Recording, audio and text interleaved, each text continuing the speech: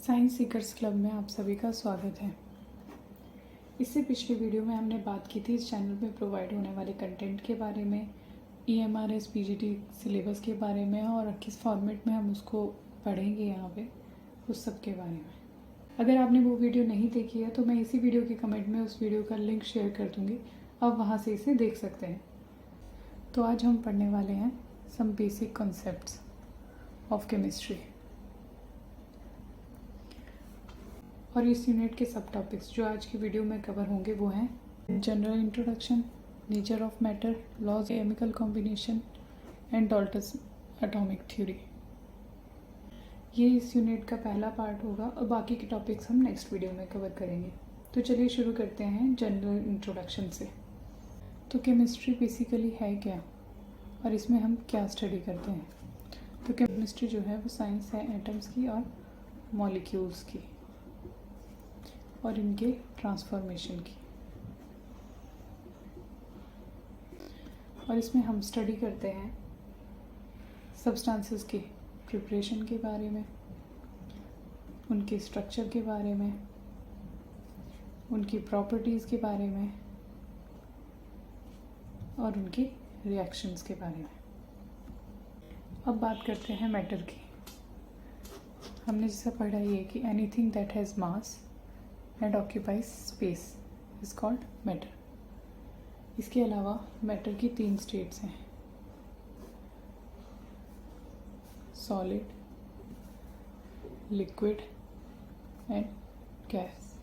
और ये तीनों स्टेट्स आपस में इंटरकन्वर्टिबल हैं, solid, liquid and gases. Solid जब लिक्विड में कन्वर्ट होता है तो उस प्रोसेस को हम बोलते हैं मेल्टिंग। लिक्विड को गैस में चेंज होने की प्रोसेस कहलाती है वेपराइजेशन। एंड गैस सॉलिड में कन्वर्ट होता है, उस प्रोसेस को बोलते हैं डिपोजिशन। इसके अलावा सॉलिड जब डायरेक्ट गैस में कन्वर्ट हो जाए तो उसे बोलते हैं सब्लिमेशन। गैस जब लिक्विड में कन्वर्ट हो जाए तो वो प्रोसेस कहलाती है कंडेंसेशन। एंड लिक्विड जब सॉलिड में कन्वर्ट हो जाए तो उस प्रोसेस को हम बोलते हैं फ्रीजिंग। इससे ज़्यादा सॉलिड लिक्विड गैस की डेप्थ में हम तब बात करेंगे जब मैं +1 केमिस्ट्री करवाऊंगी। अभी TGT और PGT के लिए इतना काफ़ी है। मैटर मैक्रोस्कोपिक लेवल पे 2 टाइप्स का होता है, pure matter and mixture. Pure substances जो होंगे वो 2 तरह के होंगे, एलिमेंट्स एंड कंपाउंड्स। कंपाउंड जैसा कि हम जानते हैं कि 1 टाइप ऑफ एटम से मिलकर बनता है और ये more than 1 type of atoms से मिलकर बनता है। Example water H2। इसमें जो एटम्स होंगे वो फिक्स्ड रेशो में ही कंबाइन करेंगे। जैसे पानी बनने के लिए atoms of hydrogen and 1 atom of oxygen combine together to form water. Similarly, carbon dioxide में 1 atom of carbon and 2 atoms of oxygen made carbon dioxide. जबकि एलिमेंट्स जो होगा वो 1 टाइप ऑफ एटम से ही मिलकर बना होगा। एग्जाम्पल जैसे गोल्ड के ही एटम्स प्रेजेंट होंगे, सारे एटम्स जो उसमें प्रेजेंट होंगे वो गोल्ड के ही होंगे। इसके बाद मिक्सचर 2 टाइप का होता है, होमोजेनियस एंड हेट्रोजीनियस। होमोजेनियस में यूनिफॉर्म कॉम्पोजिशन होगी थ्रू आउट द सब्सटेंस, जबकि इसमें नॉन यूनिफॉर्म कॉम्पोजिशन।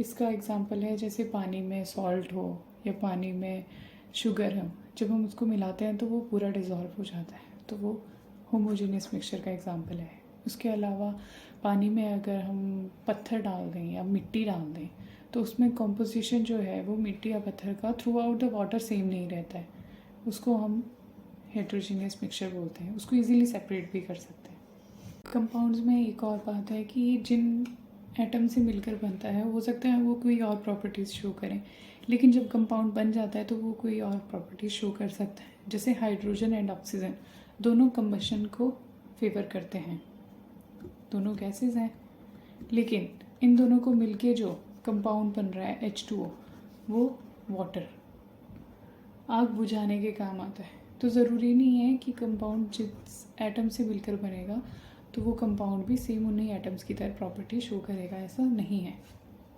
अब हम बात करेंगे मैटर की प्रॉपर्टीज़ के बारे में। ये दो तरह की होती हैं, physical and chemical. Chemical properties वो प्रॉपर्टीज़ होती हैं जिनमें केमिकल चेंज रिक्वायर्ड होता है। फॉर एग्ज़ाम्पल, कोई सब्सटेंस है, हमको जानना है कि पानी के साथ रिएक्ट करके वो क्या बनाएगा, तो वो हम सिर्फ देख कर नहीं बता सकते कि वो क्या सब्सटेंस बनेगा। उसमें हमको उस सब्सटेंस के साथ वाटर को रिएक्ट करवाना पड़ेगा और फिर हम देखेंगे कि वो क्या सब्सटेंस बना है। तो केमिकल प्रॉपर्टीज़ होती हैं जैसे एसिडिटी हो गया, बेसिसिटी हो गया कंपाउंड की। इनको जानने के लिए हमको सब्सटेंस के ऊपर कुछ टेस्ट करवाने पड़ते हैं। वहीं दूसरी ओर फिज़िकल प्रॉपर्टीज़ हैं। ये प्रॉपर्टीज़ हम मेज़र भी कर सकते हैं और ऑब्ज़र्व भी कर सकते हैं without undergo chemical change. Example, हमको किसी सब्सटेंस का कलर बताना है तो उसमें हमको केमिकल रिएक्शन करवाने की ज़रूरत नहीं है, उसकी स्मेल बतानी है, उसकी लश्चर वगैरह हम सब कुछ ऑब्ज़र्व करके या फिर मेज़र करके, जैसे किसी चीज़ की लेंथ, तो मेज़र करके हम उसको बता सकते हैं। Now physical quantity is further of two type, quantitative and qualitative.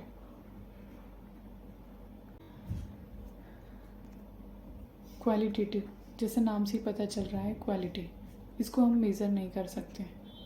जैसे कलर हो गया, स्मेल हो गया, ये सब चीज़ें मेजरेबल नहीं हैं, तो ये क्वालिटेटिव हैं, ये किसी सब्सटेंस की क्वालिटी को डिपिक्ट कर रही हैं। वहीं क्वांटिटेटिव जो प्रॉपर्टीज़ होंगी उसको हम मेज़र कर पाएंगे। जैसे हम बात करते हैं लेंथ की, ब्रेड्थ की, एरिया की, वॉल्यूम की, ये सब क्वांटिटेटिव प्रॉपर्टीज़ हैं।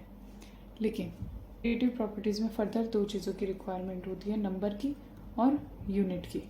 मान लो मैं लेंथ की बात कर रही हूँ और मैं बोलूँ इस पेन की लेंथ है 15, तो 15 क्या, मुझे उसमें यूनिट की ज़रूरत पड़ेगी, 15 सेंटीमीटर, मतलब मुझे नंबर की ज़रूरत पड़ी एंड मुझे यूनिट की ज़रूरत पड़ी, क्योंकि 15 के बाद यूनिट में भी मीटर, किलोमीटर कुछ भी हो सकती है। लेकिन मैं पेन की लेंथ की बात कर रही हूँ और अगर ये सेंटीमीटर में है तो ये 15 सेंटीमीटर का है। अब जब यूनिट की बात आई है तो हम बात करते हैं SI यूनिट की। 7 फंडामेंटल यूनिट से डिराइव होती है। तो ये 7 फंडामेंटल यूनिट्स हैं, length, mass, time, electric current, temperature, luminous intensity and the amount of substance. Length, इसकी SI यूनिट, लेंथ की SI यूनिट है मीटर, मास की किलोग्राम, टाइम की सेकेंड, इलेक्ट्रिक करंट की एम्पियर, टेम्परेचर की kelvin, luminous intensity candela and amount of substance mole. अब जब मास की बात आई है तो मैं बता देती हूँ कि मास एंड वेट तो अलग अलग चीज़ें हैं। मास हमको बताता है कि किसी सब्सटेंस में कितने एटम्स, मॉलिक्यूल्स या कितनी क्वांटिटी उसमें प्रेजेंट है, जबकि वेट जो होती है वो उस पे लगने वाली फोर्स है। तो मास की हमको SI यूनिट पता है किलोग्राम, जबकि वेट की SI यूनिट है न्यूटन। मास जो होगा वो हर जगह सेम होगा, mass is same means constant, जबकि जो वेट है वो वेरी करेगा। अगर हम इस प्लैनेट पे हैं तो कुछ और होगा, हम मून पे जाएंगे तो हमारा वेट जो होगा वो कुछ और होगा। बेसिकली ये फोर्स है जो किसी सब्सटेंस पे ग्रेविटी एक्सर्ट करती है। अब बात करते हैं टेम्परेचर की। टेम्परेचर की SI यूनिट तो केल्विन है, लेकिन हमको पता है कि टेम्परेचर को डिग्री फ़ारेनहाइट में भी और डिग्री सेल्सियस में भी कैलकुलेट किया जाता है। तो कई बार क्वेश्चन जो होता है वो कन्वर्जन कहा जाता है कि डिग्री सेल्सियस को फ़ारेनहाइट में चेंज करो या केल्विन को डिग्री सेल्सियस में करो या डिग्री सेल्सियस को केल्विन में करो। तो इसके लिए हमको दो फॉर्मूलाज याद रखना है। Degree Fahrenheit is equals to 9/5 degree Celsius plus 32, ये एक फॉर्मूला है। अगर कोई वैल्यू डिग्री सेल्सियस में दी है तो हम उसको डिग्री फ़ारेनहाइट में चेंज कर सकते हैं। इसके अलावा केल्विन जो होता है वो डिग्री सेल्सियस प्लस 273 के इक्वल होता है। ये वैल्यू जो है वो 273.15 होती है, but approximately we will take 273। तो ये दोनों चीज़ें इंपॉर्टेंट है, आपको याद रखनी है। यानी ये प्रीफिक्सेस इन SI यूनिट्स। तो सबसे पहले जान लेते हैं कि इसकी ज़रूरत क्यों पड़ी। अब केमिस्ट्री में हम बहुत छोटे नंबर से लेकर बहुत बड़े नंबर्स तक डील करते हैं। जैसे एटम के मास की बात करें, बहुत छोटा होता है। इससे लेकर हम number of atoms and number of molecules किसी सब्सटेंस में प्रेजेंट हो, वहाँ तक की बात करते हैं, जो कि एक बहुत बड़ा नंबर होता है। तो अपने ईज़ के लिए हम उनको 10⁻⁴ फॉर्म में लिखते हैं। लेकिन बार बार 10⁻⁴ पढ़ना थोड़ा मुश्किल हो जाता है, इसीलिए हमको ज़रूरत पड़ती है प्रीफिक्सेस की। अब प्रीफिक्सेस में हमको ये लर्न करने पड़ेंगे, क्योंकि कई बार क्वेश्चंस में इन प्रीफिक्सेस को यूज़ करके क्वांटिटी बताई होती है। तो ये प्रीफिक्सेस नेगेटिव में अगर 10⁻⁴ है तो क्या यूज़ होंगे, पॉजिटिव में अगर 10⁻⁴ है तो क्या यूज़ होंगे, इसके बारे में हम जान लेते हैं। नेगेटिव में होंगे तो deci, centi, milli, micro, nano, pico, femto, atto, zepto and योक्टो।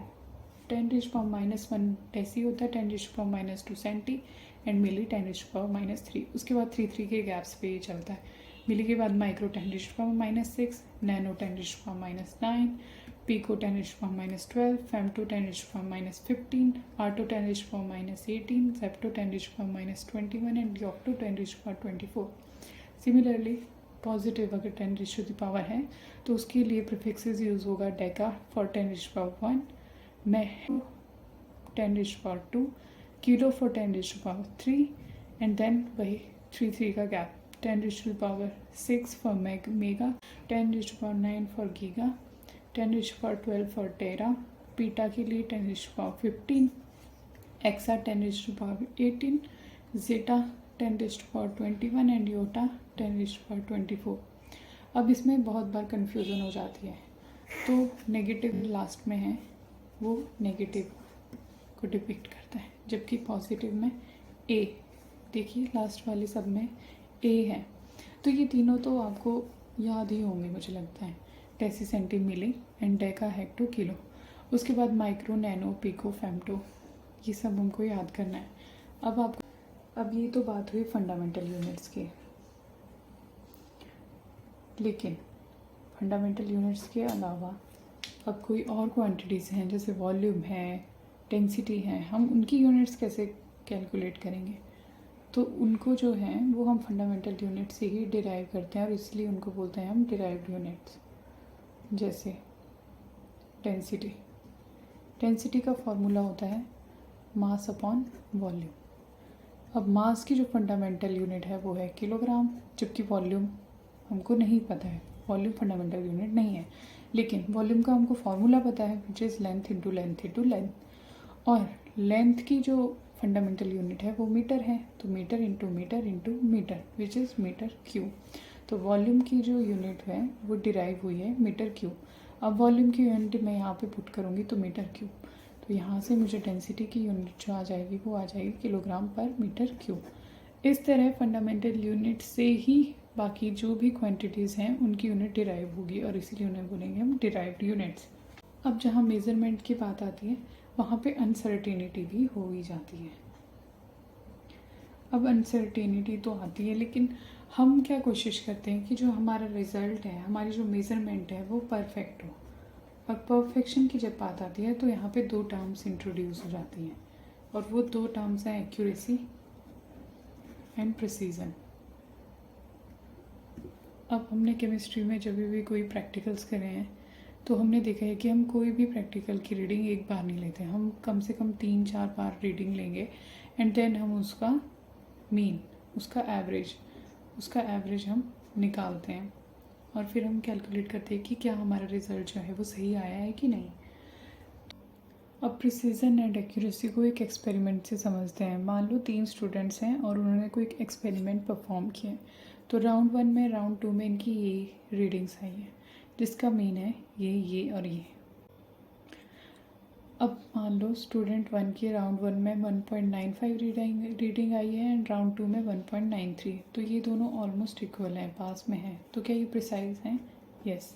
लेकिन इनका जो मीन आया है 1.94 है, और हमारी एक्यूरेट रीडिंग जो है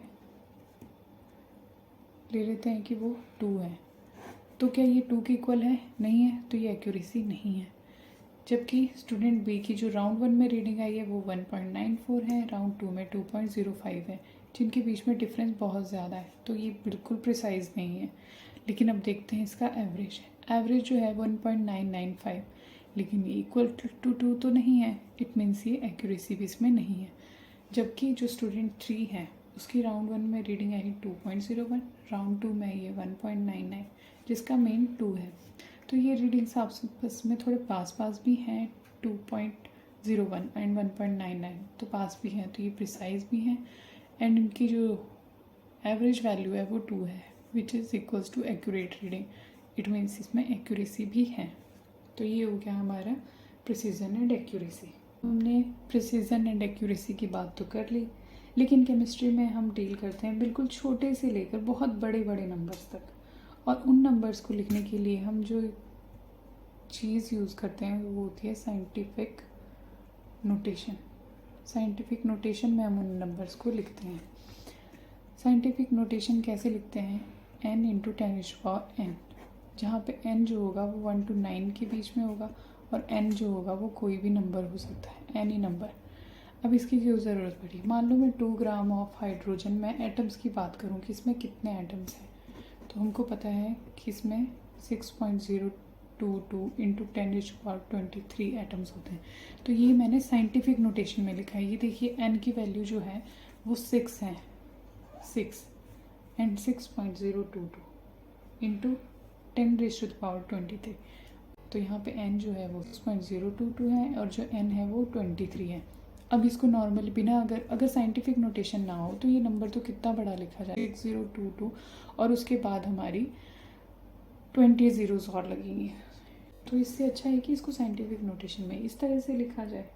ठीक है, ये नंबर वैसे एवोगैड्रोस नंबर है, इसके बारे में हम आगे मोल कॉन्सेप्ट में अच्छे से पढ़ेंगे। इसी तरह अगर हम मास ऑफ हाइड्रोजन एटम की बात करें तो मास जो होगा वो बहुत छोटा होगा, तो उसमें हम क्या करेंगे, 10⁻⁻ में लिखा जाता है, 10⁻⁻24, जिसे 1.66 इंटू 10⁻24 ये मास ऑफ हाइड्रोजन होता है।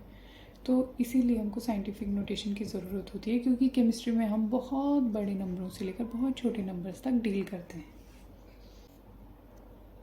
अब साइंटिफिक नोटेशन के साथ आ जाता है हमारी सिग्निफिकेंट फिगर्स।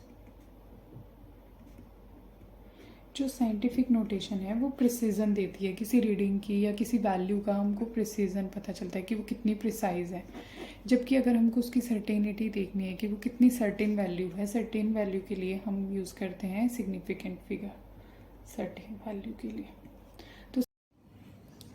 तो अब सिग्निफिकेंट फिगर्स से डील करने के लिए हमको कुछ रूल्स हैं जिन्हें फॉलो करना पड़ता है।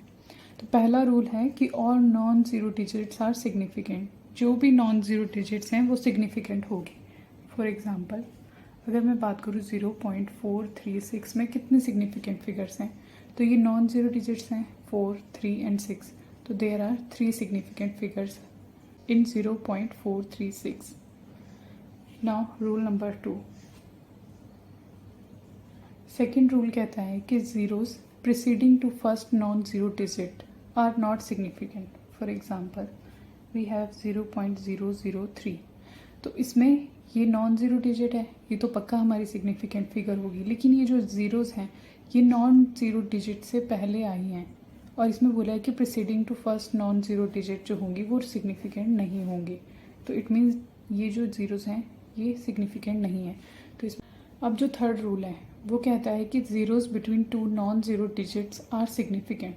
कि हमारे पास फॉर एग्जांपल हमारे पास कोई नंबर है 2.0035, तो इसमें बताना है कि कितनी सिग्निफिकेंट फिगर्स हैं।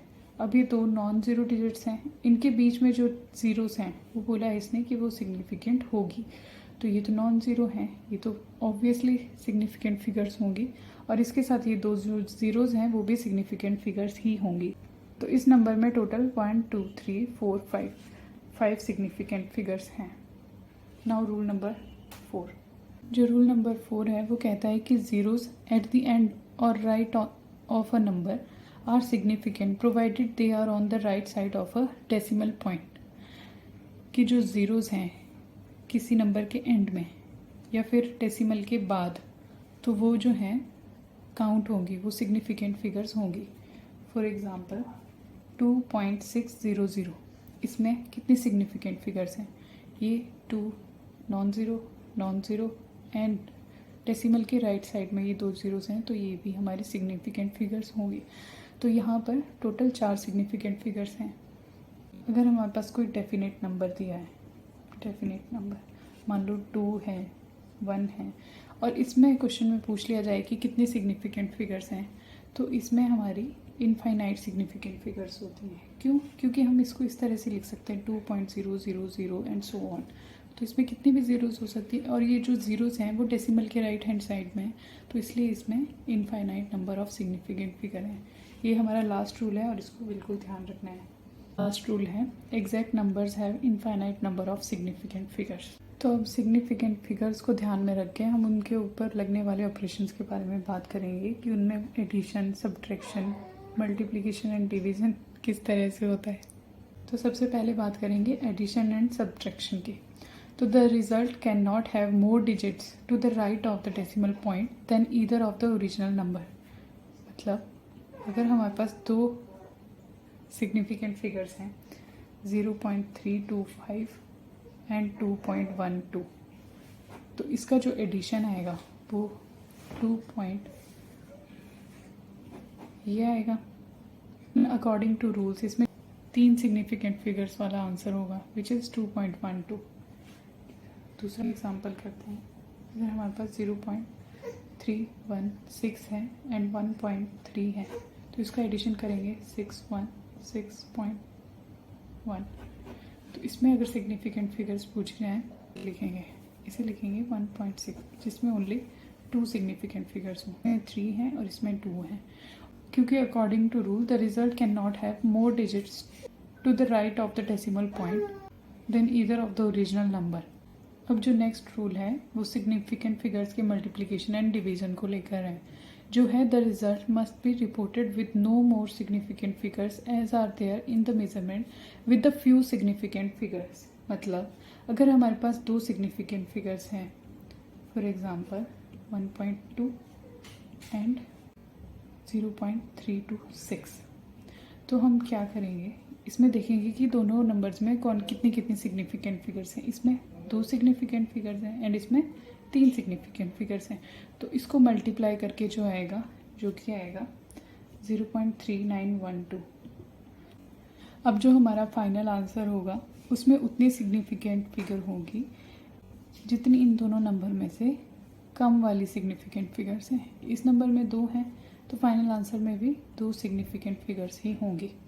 तो ये रूल जो है वो आपको याद रखना है, क्योंकि कई बार मल्टीप्लिकेशन एंड एडिशन या डिवीजन वाला क्वेश्चन सिग्निफिकेंट फिगर्स का आ जाता है, और ये इम्पॉर्टेंट टॉपिक है सिग्निफिकेंट फिगर्स। तो बाकी का हम नेक्स्ट वीडियो में डिस्कस करेंगे, और आज के लिए इतना ही। तो चैनल को सब्सक्राइब कर दीजिए, वीडियो को लाइक कर दीजिए, और अगर आपके कोई डाउट्स हैं तो कमेंट में शेयर कर दीजिए। मैं कोशिश करूँगी कि नेक्स्ट वीडियो में उसको क्लियर कर दूँ।